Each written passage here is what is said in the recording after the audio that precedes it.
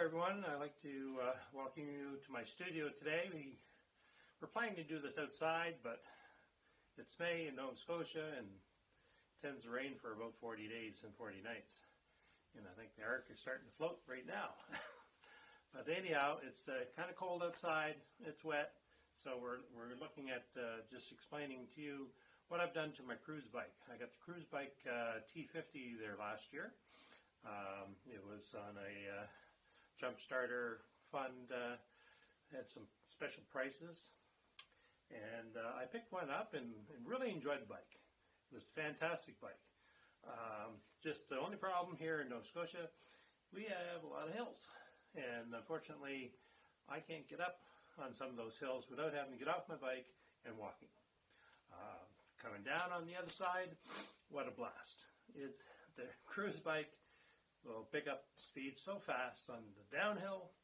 You pass by everybody on the upright bikes, on flats. I'm keeping up with and even going faster than most people on their upright bikes.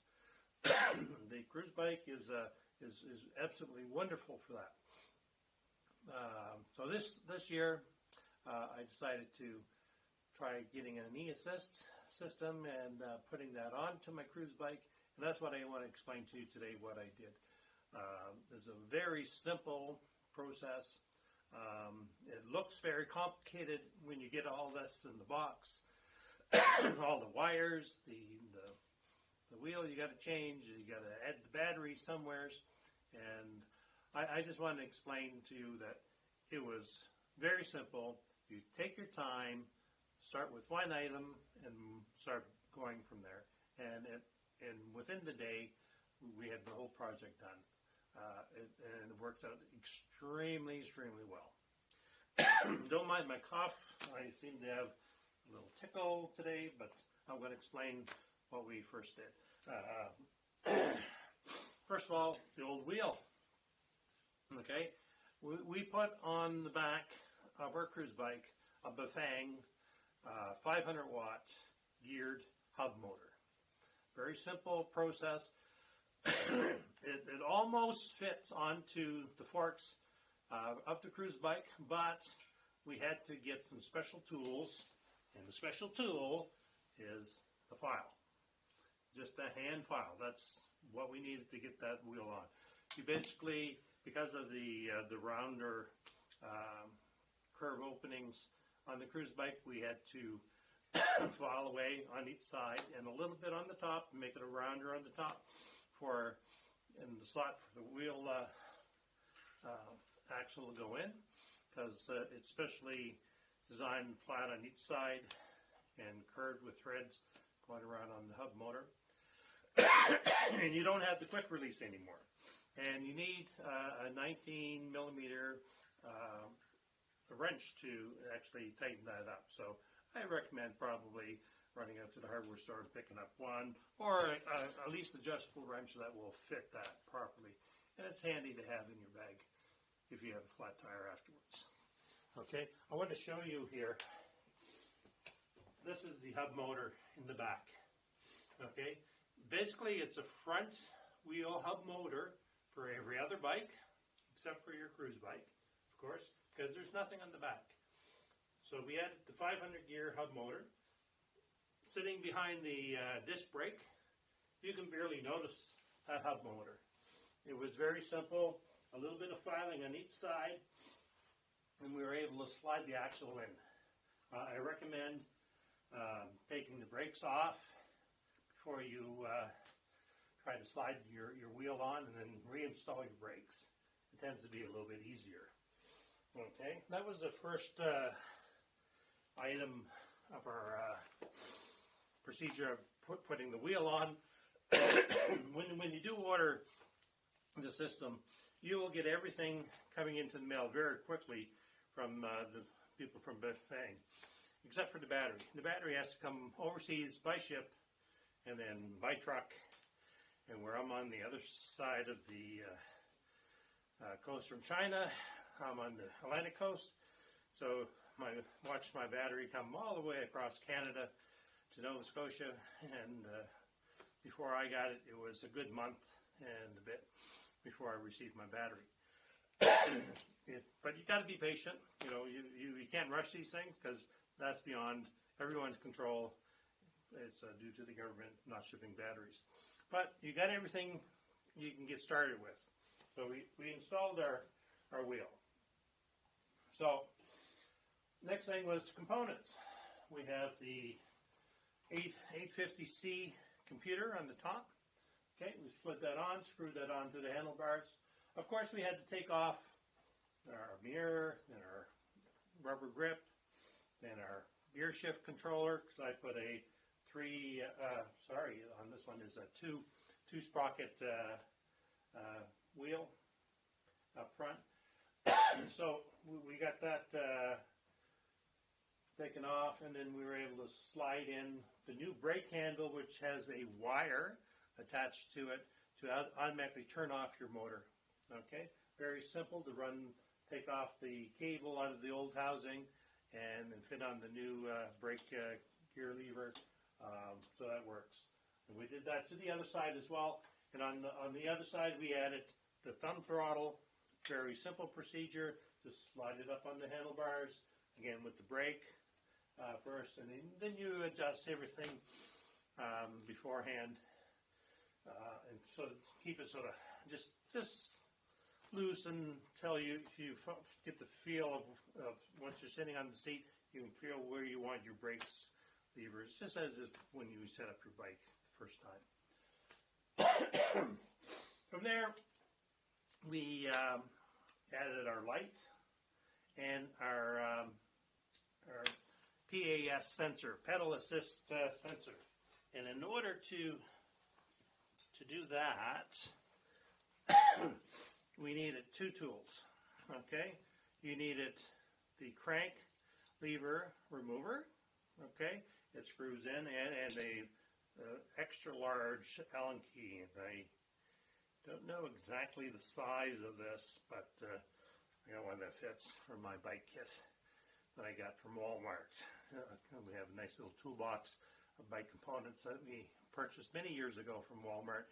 I think for $40-some, and I think it's still available nowadays. And you can get these components plus a few other things for your cassette and chain take your chain apart and stuff like that. A few other components for really cheap. Now, the PAS sensor is right here. Okay, basically you have to remove the nut here and then use the crankcase remover to take off your crank. Don't try to beat it with a hammer.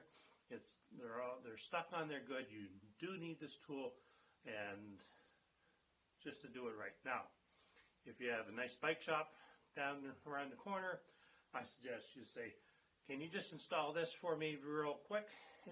It takes maybe less than 5 minutes for them to come take that off, put it back on, and you're all set. It just the crank sensor just is a friction fit up against the inside components of your crank, and then the small wire running through.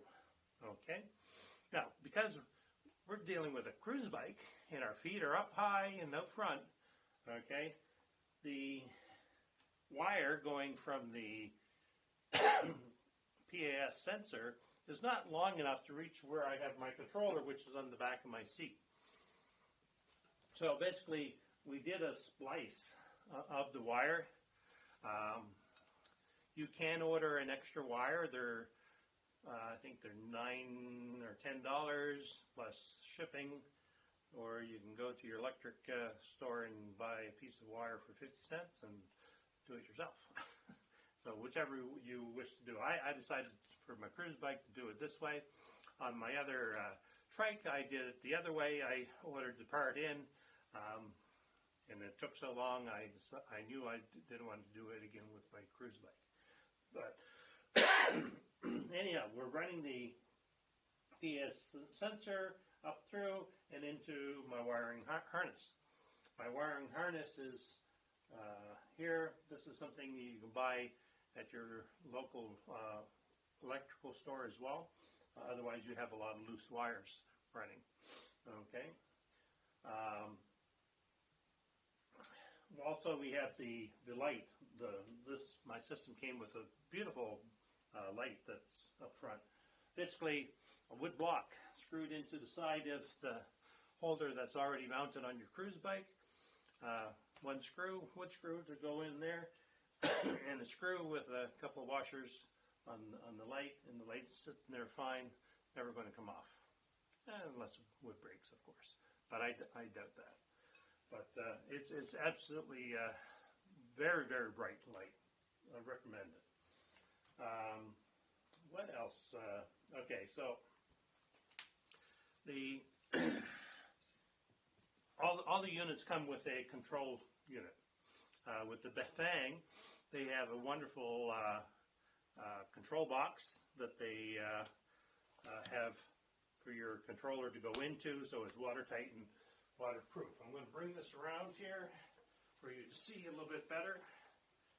Okay, and the best thing about the cruise bike is that we have an aluminum seat. We can drill holes in here very easily ourselves without hurting the seat at all. You can see I have my water bottle mount here in the back, and on the other side I put my controller, and it's on here. It's really, really tight. Actually, it's probably more sturdier than my carrier that I have on the back. Okay, and from there we have our wires running down, and everything goes in up and around and back into the harness here. So there's quite a few wires, and there's one coming from the battery, which we have mounted underneath. And the cruise bike have a wonderful design, and they actually added the mounts to the bottom of the tube already. We're already sitting in there. So I basically screwed my battery mount into the bike itself already, the way it was. I added, as you can see here, some black ties. The battery is came in at 8 kilograms, so that would be 17 pounds or 18 pounds, something like that.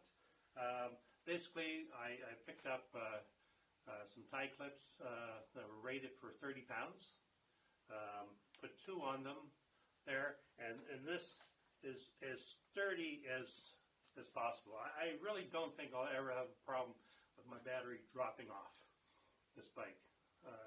I couldn't see that ever happening. So I think one of the longest things I had to do, that took me the longest, was to get this wire wrap and gather up all the wires and fit them through this black tubing, so that produced a nice, neat setup. So it looks a bit professional. I think I could hide it a little bit. I have it running underneath the seat on the top and coming out here in the back end and up the side.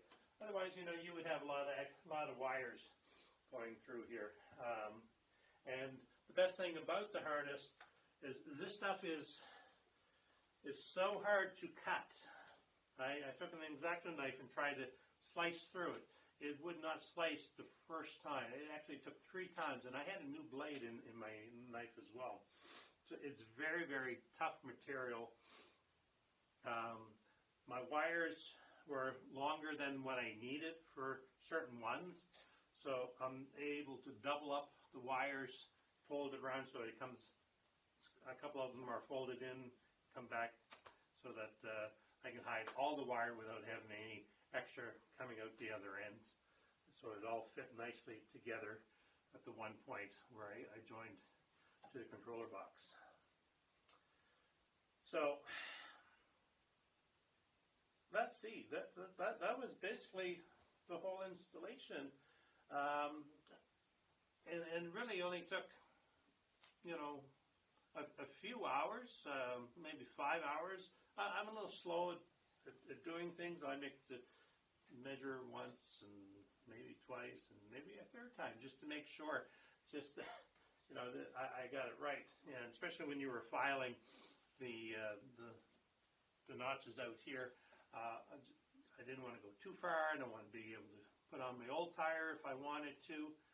And that's the beauty of this. If I take off my battery and put on my old tire, basically the only extra is sitting here in the back on my seat, the control box. I have an old T50 again, not an E-Assist.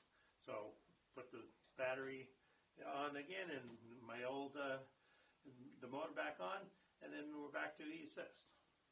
Now what I did notice when we got about 300 kilometers on in May.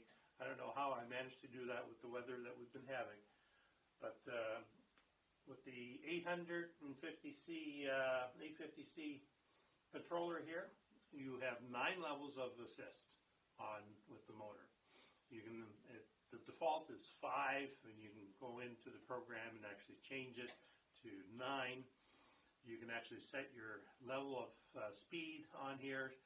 I have mine set at 32 kilometers an hour. I think that's about what I want to be. I don't want to go much faster than that with the motor. You can set it up to 59, I think it was. I went up to just seeing how high it would go. I really wouldn't want to be on the bike and having a motor pushing me at that speed, but 32 is fine.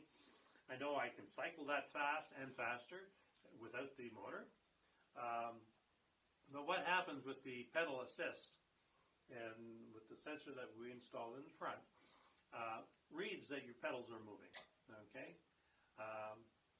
Now, the other day we were in downtown Halifax and in the traffic, and probably the worst thing is trying to start going up a hill in traffic, and you have to get your pedals going, and it's the cruise bike's a little difficult, you know, when you have to start off. A lot of people can do it, but I know my balance is touchy, you know. It could be a possibility of me tipping over, and with the cars right there, it makes it a little tense. But with the thumb throttle, I set my assist up to maybe 3 or 4 level, and then as soon as I touch my thumb throttle down, my bike starts to go. And all I have to do is start to lift my feet up onto the pedals. As soon as I do 1 stroke of the pedals, my pedal assist is now taking over. So I can then let go of the throttle, and away I go. If by turning up and down on the plus minus buttons on the controller, I can set my assist level to any level I want. At level 1, I can probably, it'll help me out up to about 10 kilometers an hour. At level 3, I noticed we're up to about 17 kilometers an hour. Level 4, we're getting up to about 25 kilometers an hour. And basically, as you're pedaling, if you go above that 25 kilometers an hour, your engine cuts off. And you're actually riding the bike as if it was normal. And with the Fang motor on here, because it's a geared motor, there's very little resistance. If it was a hub motor with all those big batteries, you normally would have a bigger pack in the back. If you start paddling with that without the motor assisting you, there's going to be some resistance. But with the geared motor, it runs free, so there's no resistance. If I have my assist and go up to level 5, I'm going to be coming very close to 30 kilometers an hour, and once I get up to 6 or 7, I'm actually doing my 30 kilometers an hour. If I go faster, coming up over the hill and start going down, I can easily get up to speeds to 45, even 50 kilometers an hour. But the motor is not pushing no more. Even though I'm pedaling, and the motor senses that I'm going faster than the speed that I have actually set it for, and it will not come back on. And if I had set it to, let's say, a level 4, I know the motor won't come back on until I come down to about 25 kilometers an hour. And it'll start assisting me again for my ride. Now, we went out to one of our rides. We went 61 kilometers, which was a good ride, 2 hours and 50 minutes with our stops and stuff like that for water. And we only used 48% of the battery. We had 52% left when we arrived back home. And that's coming up some major hills. And I'm not talking like 10% grades. I'm talking much more than 15% grades. We have some major hills that I have to come up before I get to the house. It's like climbing a mountain. And even if you had to walk, you'd be out of breath just walking. But that's basically it. And I found that the Bafang rear hub motor fits so perfectly with the Cruzbike T50 that I think it's almost a perfect match for it. There is a little bit of motor gear noise from this type of motor, but for me, it's not really that noticeable when you are using the pedal assist, where you're only using 150 or so watts to push you along. If you slam it down with the throttle and you're using, it'll actually start boosting it up at about 750 watts, and then you start getting a little bit of noise coming from the motor. But for the most part, if you're just using the pedal assist just to keep you at the speed, you probably won't hear it too often coming on. Maybe not noticing it. But what I did find is coming up the hills, once I geared down into the low gear, I was able to go up the hills at between 10 to 16 kilometers an hour on hills that basically I had to walk up before. And that's the beauty of this now. I can go for my ride, come back home, and don't have to huff it up that hill without too much effort now. And not that I'm lazy, but after a 60-kilometer ride, it's nice to be able to just cruise home on your cruise bike. And that's the beauty of it all. Well, thanks a lot. I'm going to get out someday soon and do a video of the ride. You can see for yourself what a beautiful ride it is. But I highly recommend, the Bafang geared hub motor for your cruise bike. And it was simple installation. I'm not a mechanic, and you're wondering, where's this wonderful place I'm shooting? This is in my photo studio. I'm a photographer, and this is what I do, and the cycling is what I like to do, and hopefully you can have as much fun as I can on your cruise bike. See you now.